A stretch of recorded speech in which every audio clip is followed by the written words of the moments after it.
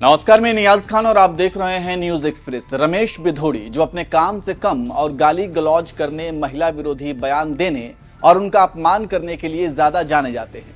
वैसे ये स्टंट कई राजनेता थोड़ा सुर्खियों में आने के लिए भी करते हैं, लेकिन उसकी भी एक सीमा और मर्यादा होती है। लेकिन ये जनाब संसद में गाली गलौज तो करते ही हैं, लेकिन इसके साथ साथ महिलाओं के प्रति ओछी मानसिकता का भी सबूत देते हैं।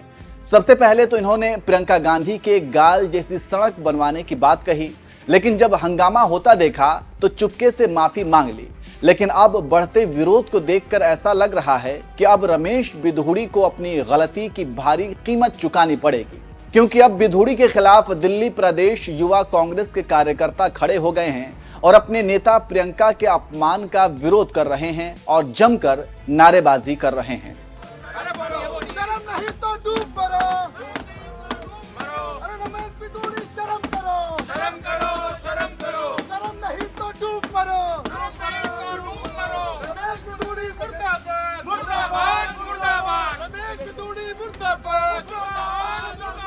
जी हां, दिल्ली प्रदेश युवा कांग्रेस के कार्यकर्ताओं ने बीजेपी नेता रमेश बिधूड़ी के खिलाफ उनके आवास के बाहर जमकर विरोध प्रदर्शन किया। यहां तक कि आवास पर लगी नेम प्लेट पर कालिक पोती, उस पर जमकर जूते मारे और गेट पर कालिक से महिला विरोधी भी लिख दिया। कांग्रेस युवा कार्यकर्ता के हाथों में जो तख्तियां थीं, उस पर लिखा था रमेश बिधूड़ी शर्म करो, संघियों की पहचान, बेटियों का अपमान। तो इस तरह से आप समझ सकते हैं कि रमेश बिधूड़ी बयान देकर किस तरह से फंस गए हैं और किस तरह से अब विरोध प्रदर्शन लगातार बढ़ता जा रहा है।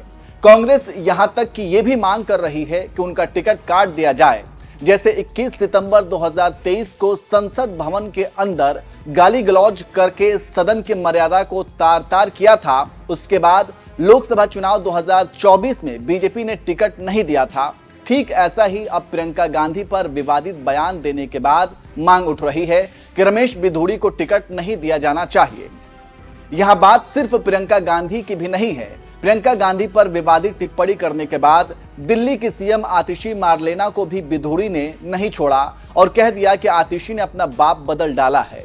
रमेश बिधूड़ी ने रोहिणी में आयोजित पार्टी की परिवर्तन रैली को संबोधित करते हुए कह दिया, दिल्ली की खड़ाऊ मुख्यमंत्री आतिशी ने तो अपना बाप ही बदल दिया, वह मारलेना से सिंह हो गई।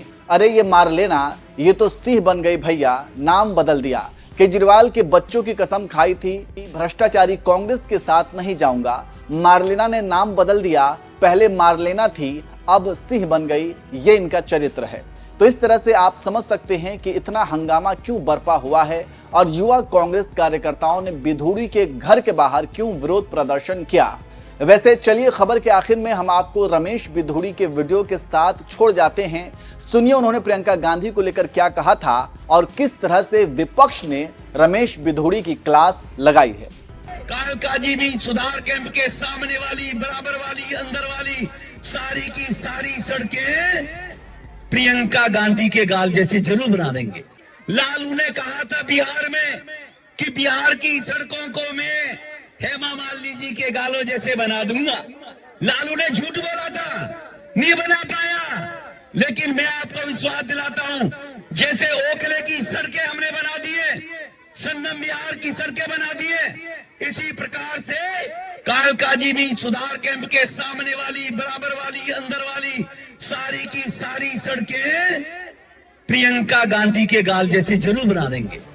भाजपा के गालीबाज पूर्व सांसद रमेश बिधूड़ी, तुम्हारे संस्कार कैसे हैं और भाजपा के संस्कार कैसे हैं, ये तो बहुत स्पष्ट है। तुम्हारी माताजी के गाल भी प्रियंका गांधी के गाल जैसे हैं, बहन के गाल भी प्रियंका गांधी के गाल जैसे हैं, बीवी के गाल भी और बुआ के गाल भी प्रियंका गांधी के गाल जैसे हैं।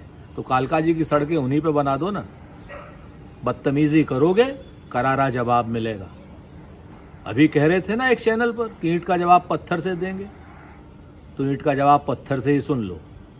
तुम्हारे जैसे लोग, तमाम लोग अपनी दुकान चलाते हैं गांधी परिवार के नाम से और आगे भी चलाते रहेंगे, लेकिन इस तरीके की बदतमीजियां कतई कांग्रेसी बर्दाश्त नहीं करेगा। कालका की जनता बर्दाश्त नहीं करेगी, दिल्ली की जनता बर्दाश्त नहीं करेगी। दानिश अली को जिस तरीके से तुमने संसद के अंदर गाली गलौज की, पूरे देश ने तुम्हारा तमाशा देखा। और अब कालका जी की जनता और दिल्ली की जनता तुम्हारा तमाशा बना देगी, इस चीज को याद रख लेना। बीजेपी वस्तुतः महिला विरोधी है और इसका प्रमाण वो बार बार देते हैं। बीजेपी के पूर्व सांसद और अब कालका जी दिल्ली में उनके विधायक उम्मीदवार रमेश बिधूड़ी जी का प्रियंका गांधी जी के संदर्भ में दिया हुआ बयान न सिर्फ शर्मनाक है पर उनकी असली कुत्सित महिला विरोधी मानसिकता को दिखाता है। जिस आदमी ने सदन में खड़े होकर अपने साथी सांसद को गंदी गंदी गालियां दी हो और उसकी कोई सजा, उसका कोई खामियाजा ना भुगता हो, उससे क्या ही उम्मीद की जा सकती है। लेकिन क्या इस घटिया भाषा, इस घटिया बयान के लिए बीजेपी की महिला नेत्रियां, महिला बाल विकास मंत्री, बीजेपी के अध्यक्ष जेपी नड्डा और खुद प्रधानमंत्री जी कुछ बोलेंगे? असलियत तो यह है कि इस महिला विरोधी भाषा, इस महिला विरोधी सोच, इस कुत्सित मानसिकता के जनक तो खुद मोदी जी ही हैं। जब वो चुनावी सभाओं में मंच से मुजरा, मंगलसूत्र, बेटियों को कोई छीन कर ले जाएगा जैसे शब्द बोलते हैं तो उनके नीचे वाले उन्हीं का अनुसरण करते हैं, वो और क्या बोलेंगे। लेकिन ये घटिया सोच है, ये घटिया मानसिकता है और इसके लिए ना सिर्फ रमेश बिधूड़ी को बल्कि बीजेपी के शीर्ष नेतृत्व को हाथ जोड़ के माफी मांगनी चाहिए। ये सिर्फ एक महिला प्रियंका जी के अपमान का मामला नहीं है, ये आधी आबादी के अपमान का मामला है।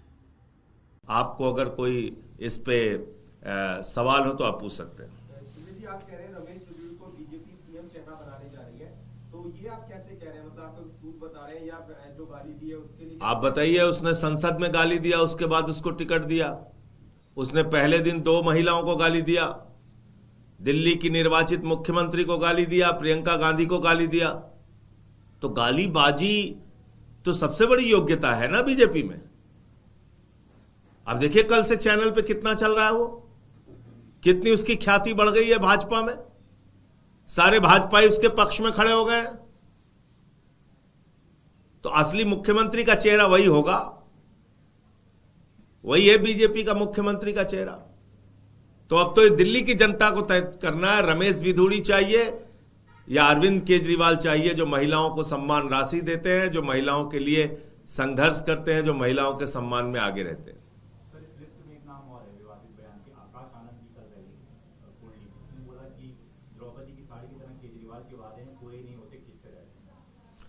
देखिए, मैं ऐसा समझता हूं कि महिलाओं के खिलाफ जो भी अपमानजनक टिप्पणी करेगा या कुछ भी बोलेगा तो जनता उसको देख रही है और उसको अपने तरीके से लोग जवाब देंगे। डेमोक्रेसी के अंदर, जमहूरियत के अंदर लोगों के हाथ में शक्ति है, लोगों के हाथ में ताकत है।